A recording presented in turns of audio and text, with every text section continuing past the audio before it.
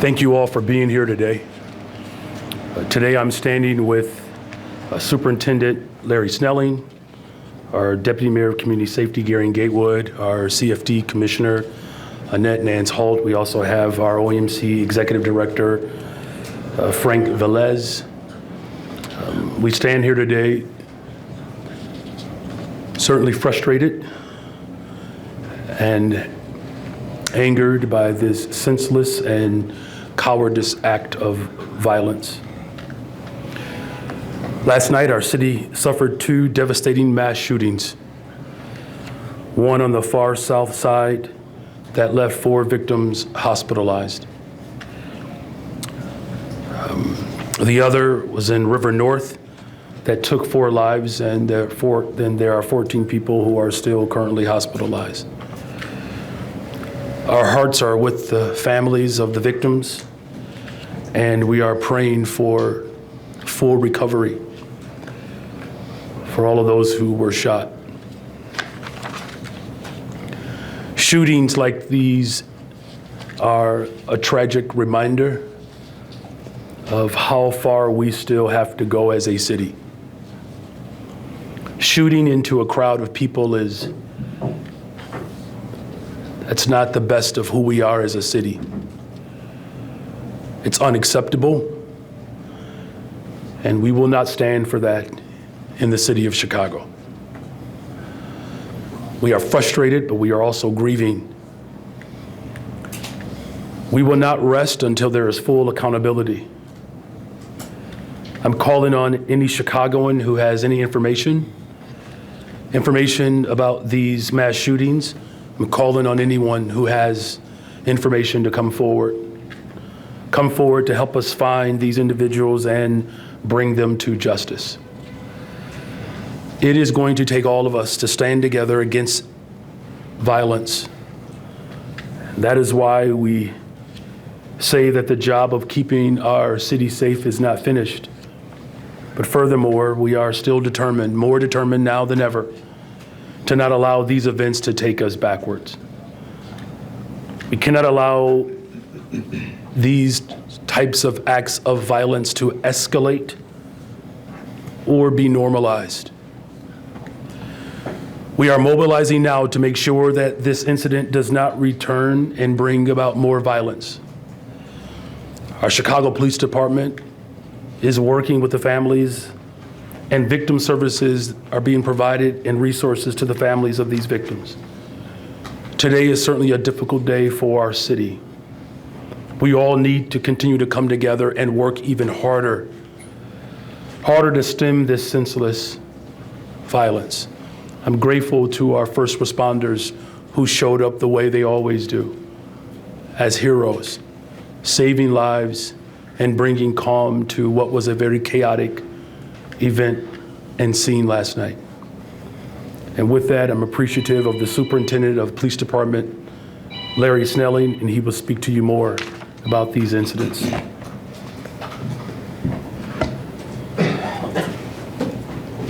Thank you, Mayor. And good afternoon. Good afternoon. First, let me just start by sending my condolences to the families of the 4 individuals who lost their lives last night and the 14 others who were injured by gunfire. When you have a mass shooting like this, it's always a brutal scene. The first thing I have to do is talk about the response and the response of our officers to that scene, that you can only imagine the level of chaos, rendering life-saving aid to those who were also injured, getting people to hospitals as quickly as possible. The first responders, the fire department that showed up, our paramedics that showed up to help out, to do whatever they could to save those who were injured and bleeding, to get them to the hospital for treatment. You know, last night's shooting, let's call it what it is, it was deplorable and cowardly. You roll up to a location where we have an event going on, multiple people exited that venue. They were standing on the sidewalk. When the vehicle pulled up, it was around 11 o'clock. last night, and they opened fire on a crowd. They didn't care who was struck, and in a matter of seconds, they were able to shoot 18 people in a matter of seconds, taking 4 lives. The victims who lost their lives, 4, a 24-year-old male, a 25-year-old male, 26-year-old female, and a 27-year-old female, lost their lives with this senseless shooting. 14 others were injured by gunfire. Now, currently, our detective division is working extremely hard to get to the bottom of this. We as the Chicago Police Department want to make sure that we bring justice to these families, but we also want to make sure that we take individuals who are this violent and this careless off the streets. It's important to all of our residents of Chicago and for anywhere else in this country to remove these types of individuals from the street. Look at how quickly and carelessly 4 lives were snuffed out, with the possibility of a total of 18. We have to do better. We have to hold people accountable. And we, as a society, have to hold people accountable. Wrong is wrong, and when we see it, we need to call it. So we ask anyone who has any information about this shooting, any information about the shooters, you can submit an anonymous tip at cpdtip.com.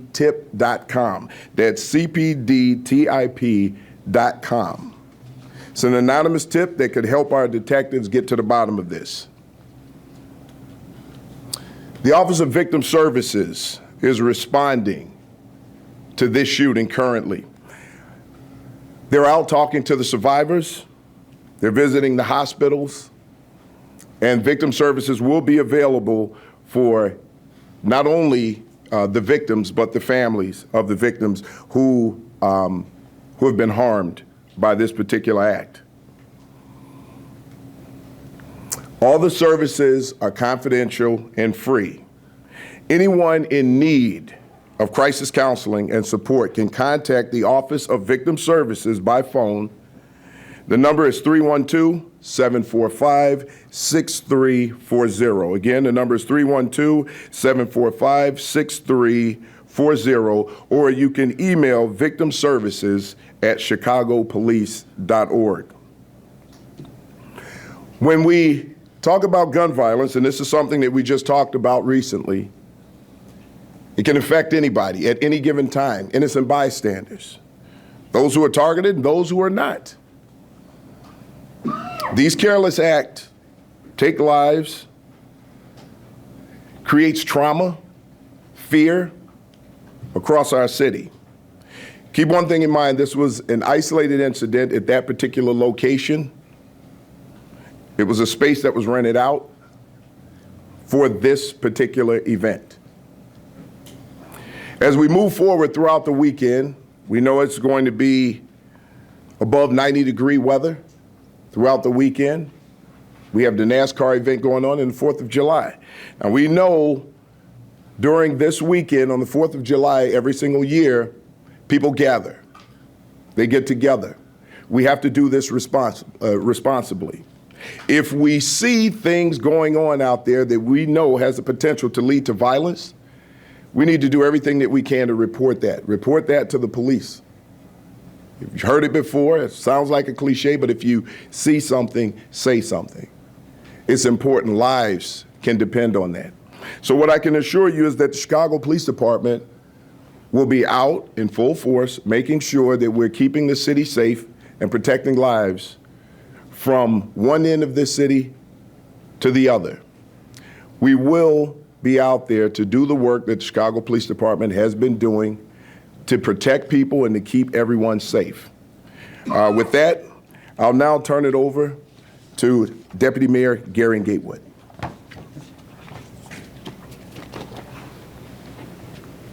Good afternoon. As both the mayor and the superintendent have highlighted, the tragic events of last night have shaken our city. It is important to know that the victim services that will be provided, along with the Chicago Police Department, we have activated our incident response protocol. This protocol works with the Chicago Department of Public Health, our partners on the ground who will canvass that area and also canvass the areas of victims throughout the city. Because obviously those victims did not live in the area of this tragic incident. So we will canvass the areas of the victims and provide support there. Additionally, we will be extending our hours of some of our street outreach partners so they can add additional support on the ground to help prevent violence throughout our city. As both the mayor and the superintendent have stated, it's important that Chicagoans know it is our responsibility to keep them safe, and the only way we do that is by working together to keep each other safe. Our goal is to hold people accountable for the harm that they caused to our city last night. We don't need to normalize this because it is not normal. It is not okay. We're going to do our work to make sure these people are held accountable. We're going to do our work to make sure we can surround our arms around victims, provide services for those who need it. And I just want to take a moment to thank the first responders who were on the ground last night and early into this morning. Incredible work, and their fast actions helped save a lot of lives on our streets last night. So they were out there, they were responsive, and that was helpful, and it is always going to be helpful. So our teams will be in full mode, full display mode this weekend and throughout to respond to any things that we're seeing throughout the city. Our executive director of the Office of Emergency Management Communications has activated the Emergency Operations Center. We also have our Summer Operations Center activated this weekend as well. So every agency in the city will be in coordination to make sure Chicagoans remain safe. And with that, I will turn it back over to Mayor Brandon Johnson. Okay. We have Thank time. you, and I forgot to acknowledge Mr. Mike Milstein, the Deputy Director. He also participates in supporting our victims. So we have the full force of government here today, but also throughout this weekend and beyond. So thank you, Mike, and thank you all for being here today. Okay, so we have time for one question. We'll start in the front here with Brendan.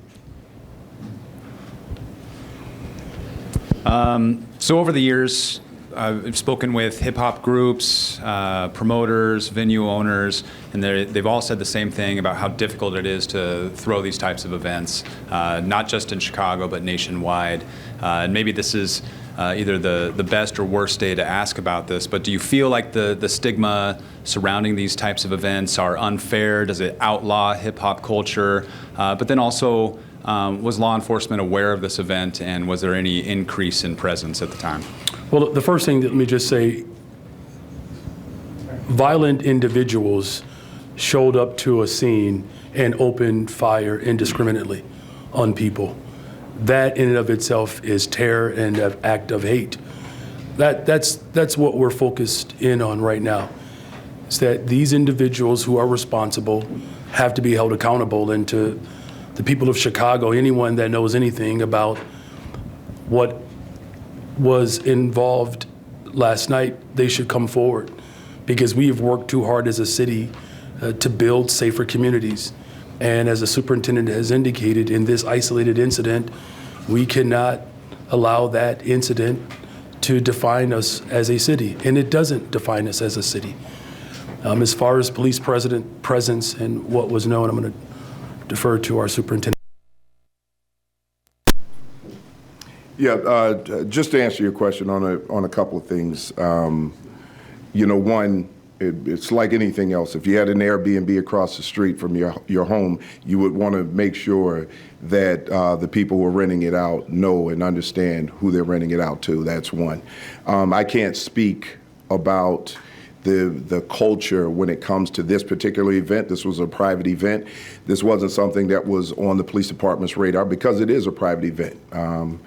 You know, we respect the First Amendment, but at the same time, we as a police department need to make sure that if we have information that there's the possibility of something that could lead to violence, we'll be there. So those questions are a little hard to answer, but when we know that there's a possibility that something some violence could occur as a result of something like this, we're there. And it's not just for those events. It could be for any particular event where we have prior intel. And I just want to add the disclaimer that the deadliest mass shooting in the U.S. was at a country music festival. Yeah, very good. Thank you. Superintendent, I know you said this was an isolated event. Are you looking at this venue to possibly shut it down, to give them some citations? Is Good there any question. talk about that? There's already a summary closure. So right now, it's been closed. And until we get to the bottom of this, I mean, we had 18 people shot at this location.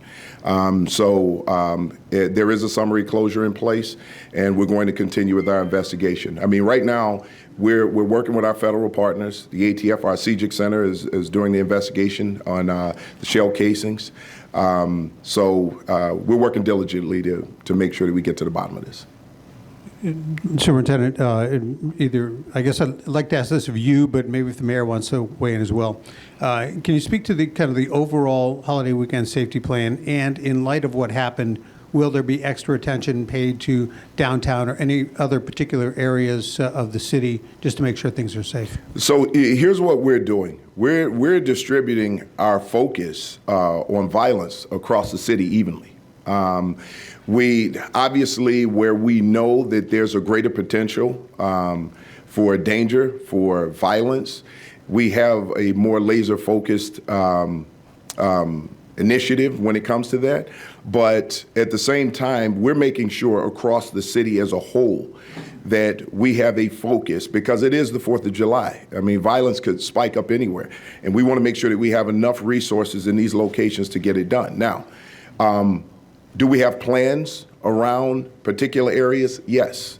And those plans are around the areas where we know we most likely people will gather.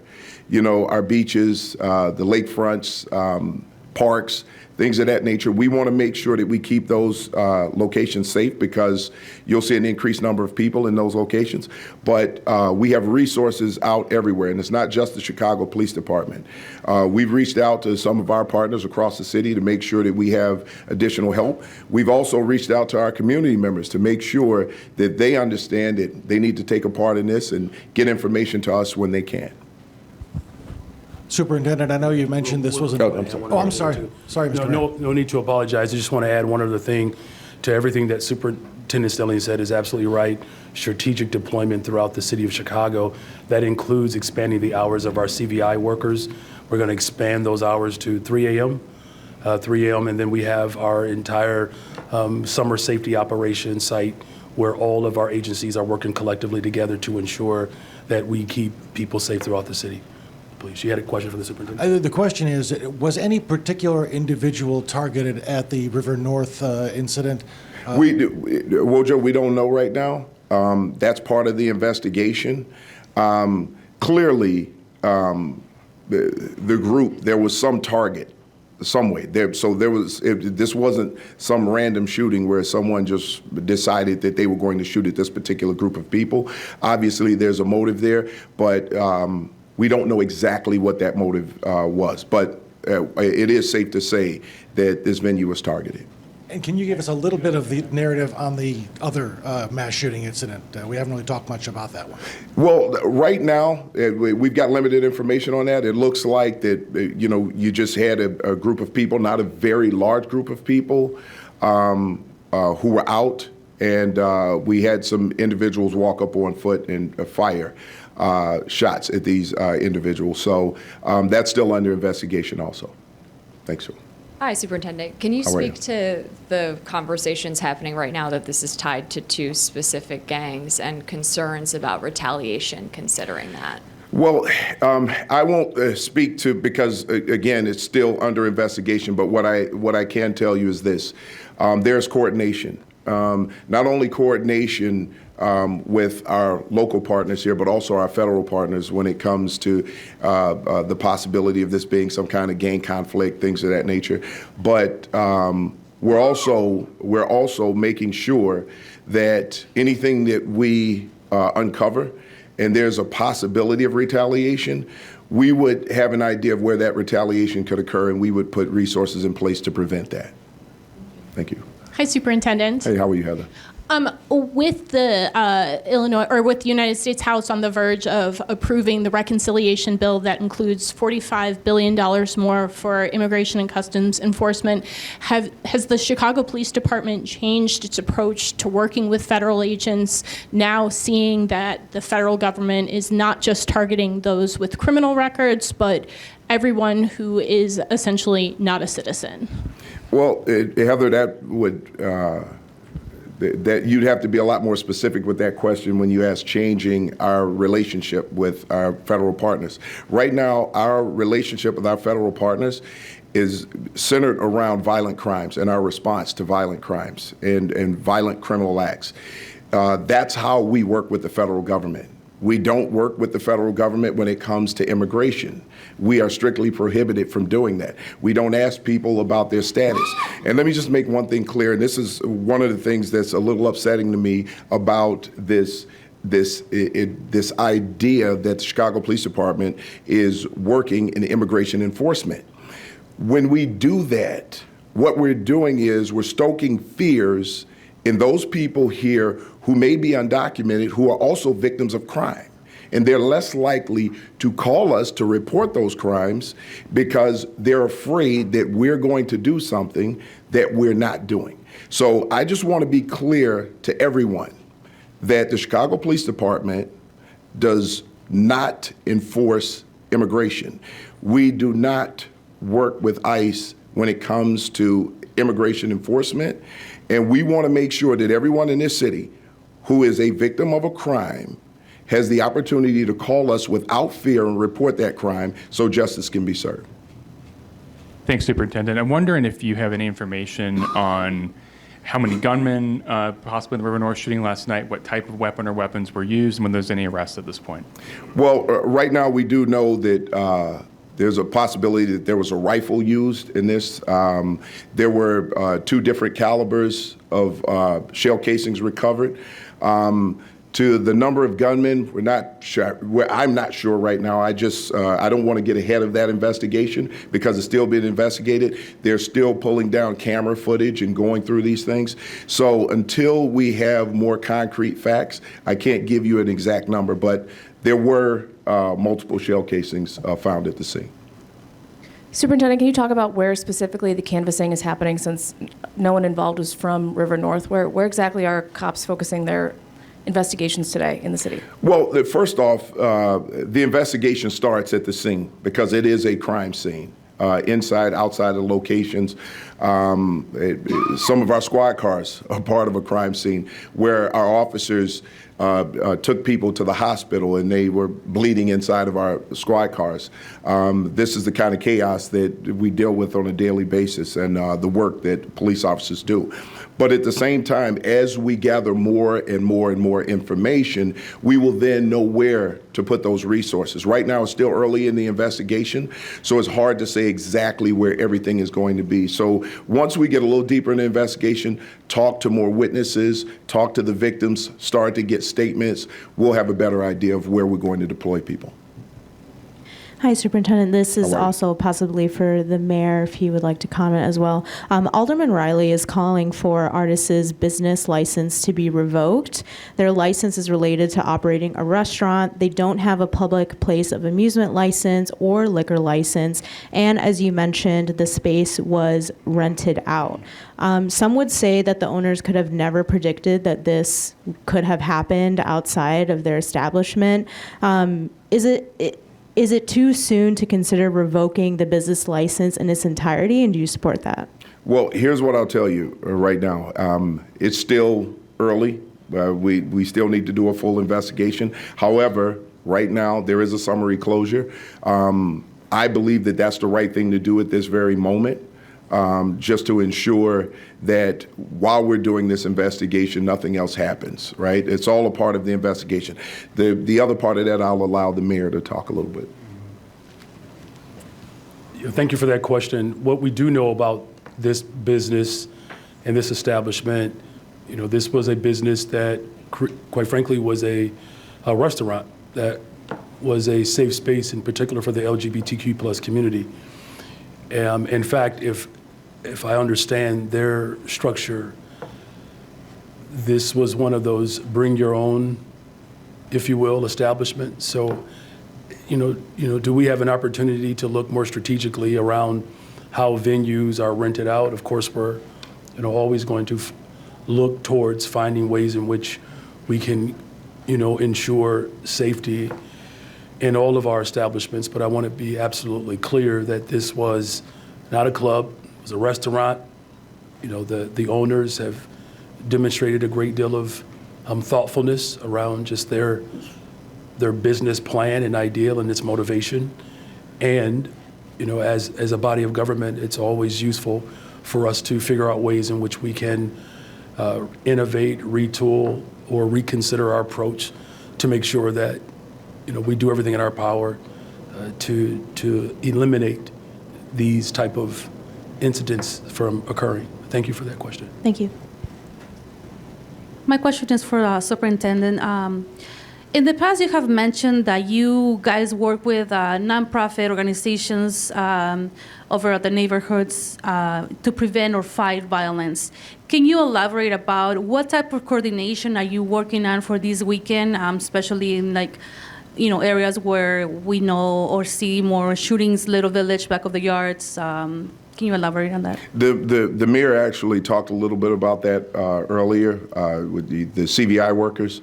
Look, each one of our district commanders has contact with CVI workers. These community violence interrupters are out there. They're engaging with people in the communities. There are times where when we're in the downtown area with the young people, we have had CVI show up along the beaches.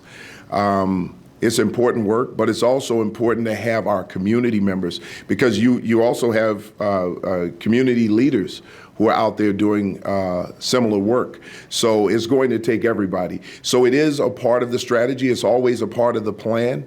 When we convene every Wednesday with our ComStat, we look at districts and we see how they're utilizing those resources to make sure that they're in place, and we're all working in lockstep. Yeah, go ahead. I'm going to bring our deputy mayor up to talk a little bit more specifically around even some of the community-based organizations. But to the superintendent's point, it's not just policing. It's going to take all of us to ensure that we continue to build on creating safe spaces in communities throughout the city of Chicago. Policing alone is not going to get us there. So I appreciate the question, especially because we are expanding and extending the hours of CVI so that these community violence interrupters can be in places strategically and longer to provide more support within these communities. But Deputy Mayor Gatewood, you want to talk a little bit more about just the summer safety strategy, particularly around other community-based organizations? Thank you. Just to add a bit more onto it, both the superintendent and mayor were spot on again. We have begun this work some time ago, but ultimately we just had a conference call yesterday with a lot of our lead CVI organizations in the Chicago Police Department to map out where those deployments will be this weekend, where folks can be beneficial and helpful. Internally in the mayor's office, on the mayor's office of community safety particularly, there are incident response leads who have the responsibility to respond to mass shootings, tender age shootings, and they coordinate those services across multiple agencies. Just yesterday, we attended a peacekeeping graduation with UCAN. I spoke to the chief executive officer of UCAN this morning. While they don't cover the downtown area, they're going to be expanding their resources throughout this entire weekend to provide more support. I also talked to Sam Castro out of INVC, the Institute for Nonviolent Chicago.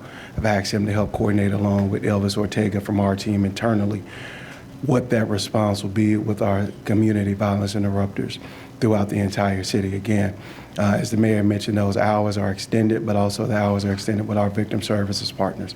We also activated a few safe spaces throughout this weekend too. Late night basketball, which will bring in over 100 young folks in each of those locations around the city to create those safe spaces, while also making sure we have the resources necessary with our police department, our fire department, the Office of Emergency Management Communications, so they can continue to do the work that they do, so we can try to help continue to lighten the load on their backs. You will see all of us out throughout the weekend. He's not on camera, but everybody in the world knows Glenn Brooks, so everybody will see all of us out this weekend trying to make sure we're doing everything we can to keep the city safe. Beyond this weekend, we're going to continue our coordination. As I mentioned earlier, the Summer Operations Center, that group meets every Friday, Saturday, and Sunday to walk through every issue that is impacting the city, every issue in violence, every large-scale event. How can we respond to that? What additional resources are needed? How do we tweak resources from the day before? So if something happened the day before that we need to adjust our plan to, we use that call as a place to do it. We also have strategy calls daily with the superintendent, the chief of patrol, the commissioner, Annette Nance Holt, and also Frank Velez from OEMC. That is on the government side. On the community-based organization side, each of our agencies works hand in hand with them to make sure, one, we know what time they will be in locations, what we can expect from their coverage, and then we make sure they have points of contact with Director Glenn Brooks, the Director of Violence Prevention and Community Safety, Manuel Whitfield from our team. So one, we also have those points of contact consistently so everybody knows who to call when something happens. The superintendent mentioned the CPD and CVI professional understanding. When we first came in as a team, that was in a few districts. It's been expanded to almost every single district in the city of Chicago. So when something happens, there's additional support on the ground to provide resources and victim services to those families so the Chicago Police Department can continue to do their job of not only providing victim services support to those families, but helping solve those crimes to bring closure to those families and help continue to drive violence down in our city. So I hope that provided some more detail. Courtney, last question. Superintendent Snelling, are you able to elaborate a bit on why statistics show that shootings and murders are up in the 18th district, what that may be attributed to, and why crime is down, while crime is down citywide, and what's being done specifically to address maybe some hotspots or areas that are contributing to those numbers that we're seeing in the 18th? Well, one of the things that I can tell you is that when you look historically at the 18th district, there wasn't a huge number of shootings. So if you had 2 shootings last year and you've got 4 this year, you've got 100% increase. However, that's not making an excuse for any of it. We analyze these things as we go along. We look for conflicts. We look for patterns of practice, or we look for patterns in general. Could be robbery related. Any of those things could be issues. I'm not saying that's exactly what it is, but we do our research on it. We sit with our district commander and everyone in the central business district, and we attack these problems based on putting resources in the right places. So we have to do a little more research because we're halfway through the year to determine what all of those factors are. But we are working very hard to make sure that we keep crime down throughout the city. And we do that, and I have to mention a couple of things. You know, our chief of patrol, John Hine, who works really hard in making sure that the city is safe, showing up to these scenes, showed up there last night. Chief DeVries from Counterterrorism following up with intel. And our chief of detectives, Antoinette City, is following up just in incredible ways with the detective division. The leadership there has just been absolutely great. Glenn Brooks being on the ground. And then our partners up here, Mike Milstein, Deputy Director over Victim Services, overseeing that. Commissioner Holt, just can't say enough about her and her team and how we work together, how they show up to make sure that we're all working together to clear that scene. And Frank Velez, over OEMC, the dispatchers there, without that coordination, this becomes much harder. So the partnership across the board up here has been, absolutely great. The coordination with Deputy Mayor Gary Gatewood, the constant conversations with the mayor. It's across the board, responding to something like this is very important that we have all of those wheels turning. But if I did not mention the initial response by our officers and by fire, I couldn't walk away from here without mentioning them, the boots on the ground, those officers who showed up and witnessed all of this trauma and responded, getting people to hospitals, using their Lee-Mark kits to stop people from bleeding out. It's just great work being done by the men and women of the Chicago Police Department, boots on the ground, just amazing stuff from the fire department. And we're going to continue to do this. And I just believe things are trending in the right direction. Last night was a terrible, terrible, terrible thing that occurred, but we're going to continue to fight to keep those things down. Superintendent, can I ask you a question just for my colleague Michelle Garrido, who couldn't make it here?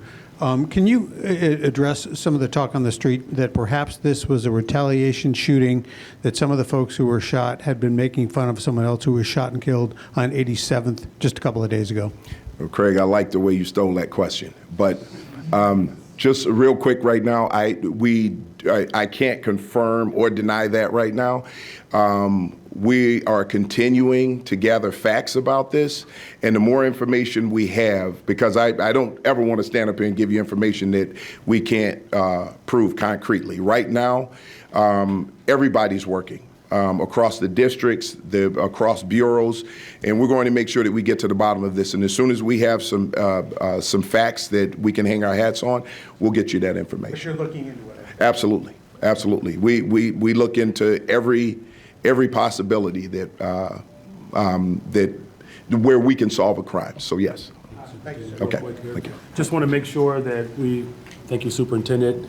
Thank you again, Superintendent Snelling, for your leadership, Commissioner Annette Nance Holt, our Executive Director Velez, Mike and Gary, and thank you both. Just want to remind people again this weekend, I want people to enjoy the city of Chicago. You know, this tragedy that we are working through today, again, this does not define us as a city. This is still the top destination for people around the globe, but I need people to come together as a city to show up for one another in order for us to continue to drive violence down the city of Chicago and to prevent incidences like this from occurring. If you know something, you see something, you got to say something, you got to come forward. Our police department and our fire department has done an exceptional job. They cannot do it alone. It's going to take all of us. I'm counting on you, Chicago. Happy 4th, you all. Thank you.